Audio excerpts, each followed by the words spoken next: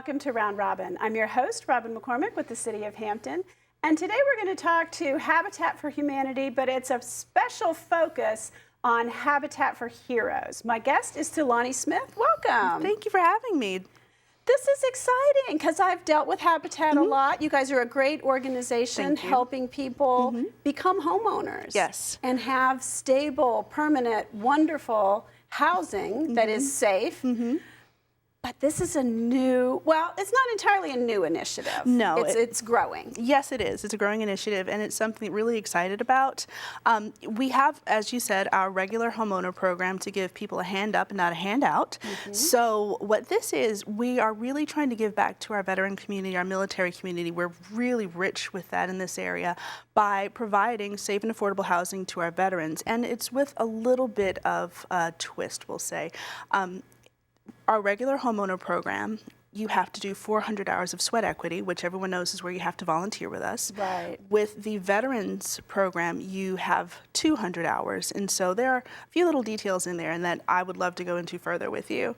So basically, you're offering veterans a little bit easier deal, kind of in compensation for the service that they have provided for all of us. Absolutely. So with the regular homeowner program, as I said, with the sweat equity hours, with the Veterans program, it's 200. Before you're able to select your property, say the plan for the house and your plot of land, you have to complete 100 hours. With the regular homeowner program, the Veterans, it's 50 hours. And of course, you have the same amount of time to do that. Also, we offer 25% off the total house cost. And that's, you know, all those things really add up to making quite a big difference. Absolutely. And that's part of the reason why we're really excited about this, because, you know, there's a great housing crisis and we really want to make an impact on that. And I think this is one of the best ways in this area that we could really make that impact. And statewide, there has been, for the past year, maybe a little bit more, a really big emphasis on the number of homeless veterans and trying to reduce that number, find them safe and affordable housing. And we've made good strides. Yes.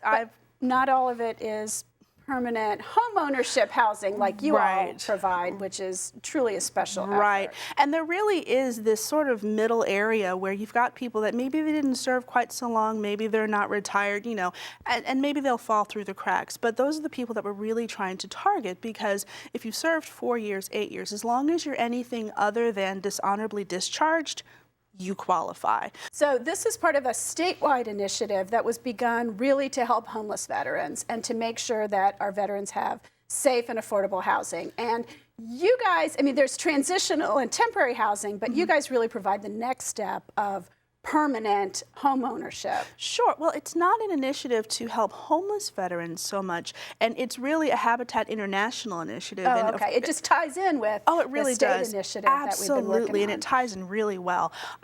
We do provide the permanent housing, as you said, and it's something where, because we're targeting the people who are sort of in that gray area where you maybe are 4 years in, 8 years in, and maybe you either aren't able or aren't aware of all of the things you're able to take advantage of with, you know, your VA benefits and so forth. But those are the people that we really would like to help, because a lot of times, as I said, they fall through the cracks, and we want to help them. Right. Now, some of our veterans, and particularly those who may be struggling, may be disabled. We've due to really tremendous gains in medical coverage, more people are surviving wars, but they come back, you know, missing limbs or with a lot of problems. Are you able to work with disabled veterans? Absolutely. As far as, and it's the whole thing, we're able to work with disabled veterans. So even for the, as I was saying, the sweat equity hours, with your volunteerism, everyone sometimes thinks, you know, well, we have to work on the house.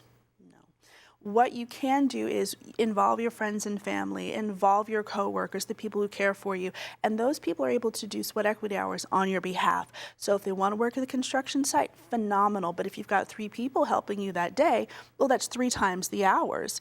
We're also able to accommodate you at our Restore, which is one of the best places to shop. It is. I love it. I do too. I'm putting a plug in. A lot. Absolutely. But you're also able to do your volunteer hours there or in the admin office. So you've got options, and we really want to be able to accommodate you and meet you where you are. And that's what I really love about us. So have you got a plan for a house? Do you have a location? What's the status? Yes, we do. So even though this is an ongoing initiative and we accept applications at any time, we are actively looking for someone to go on. We've got a special project. There was an architectural design contest. We've recently selected the house, and we're going to place it on Union Street, and hopefully, fingers and eyes, toes crossed, we're going to break ground in November at the Governor's Conference. And so we're actively looking for a veteran to go and place in that home, and the home is able to be designed around being accessible. So if someone does have a disability, that is something that we are able to accommodate. That's wonderful. And you know, as we all age. And aging in place that's what we're looking, yes. It is an important consideration for folks these days. The boomer generation is getting older, and a lot of our veterans, you know, are getting older as well. Yes. Well, I think this is really exciting that this is in Hampton. Hampton has one of the largest concentrations of veterans per capita, I think, in the entire state, potentially in the entire country. I mean, we are a veteran-rich population, and veterans and active duty military do so much volunteering, so much involvement in the community, that it's helpful when we can all give back. Absolutely, and we are so grateful for our military volunteers. I mean, they're just some of the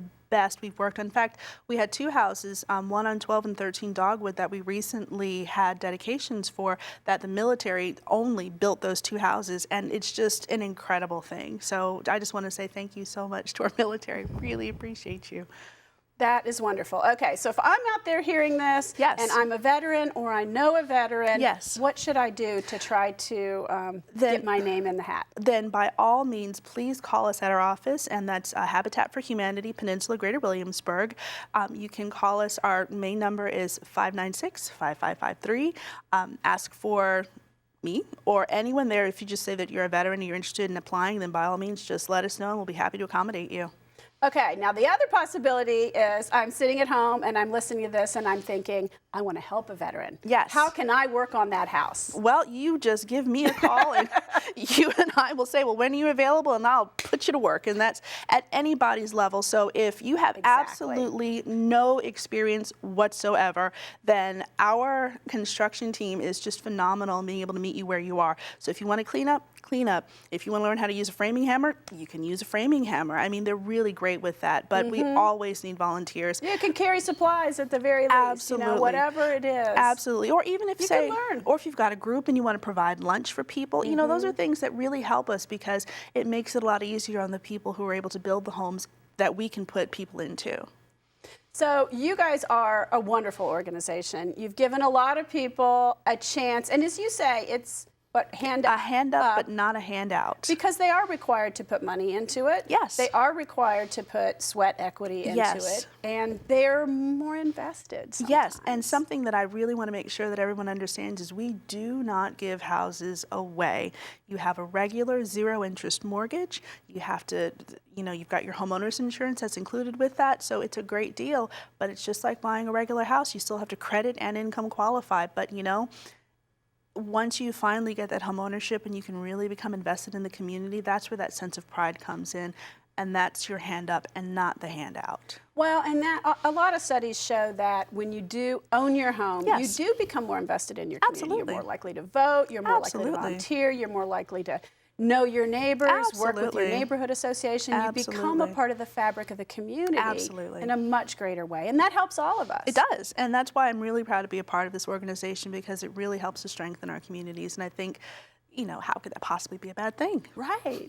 So how many houses do you guys build a year? Do you know? We build about 10 houses a year, around about there. And we do have rehabs, of course, we include, but that's, you know, a variable number. But for new construction, it's a tricky process, too, because a lot of houses, when you get into them, aren't able to be rehabbed. I mean, some of the older houses, so you've got to really look at, is it worth rehabbing, or do we need to start from And we scratch? do get homes donated, but for new construction, we are about 10 houses a year. And that's from Williamsburg to Hampton, right? That is actually from James City County, the whole, all the way through, yes, as you said, Newport News, Hampton, Poquoson, York, and so we're always looking for land to be donated.